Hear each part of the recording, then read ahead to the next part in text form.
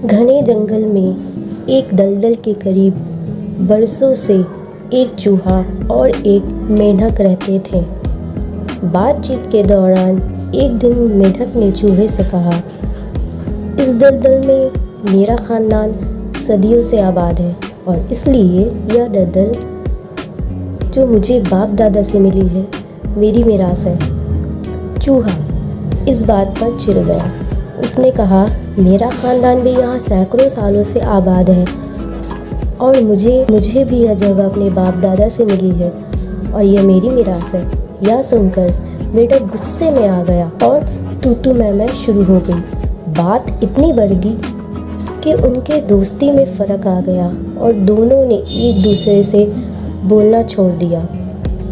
ایک دن چوہا وہاں سے گزرا تو مینڈک نے اس پر آواز کسی جو چوہے کو بہت بری لگی۔ اس کے بعد چوہے یہ کیا کہ وہ گھاس میں چھپ کر بیٹھ جاتا اور جب مینڈک وہاں سے گزرتا تو اس پر حملہ کر دیتا۔ آخر تنگ آ کر ایک دن مینڈک نے کہا، اے چوہے، تو چوروں کی طرح یا کیا چھپ چھپ کر حملہ کرتا ہے؟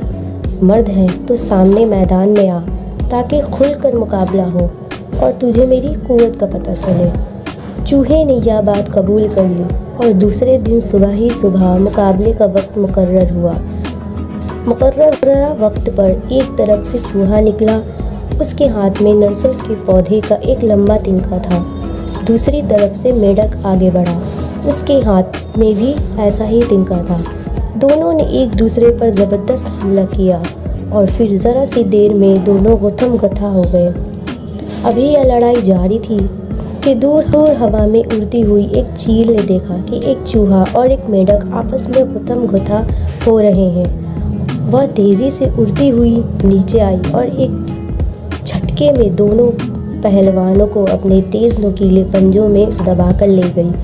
اب وہاں چوہا ہے نہ مینڈک، دلدل اب بھی موجود ہے۔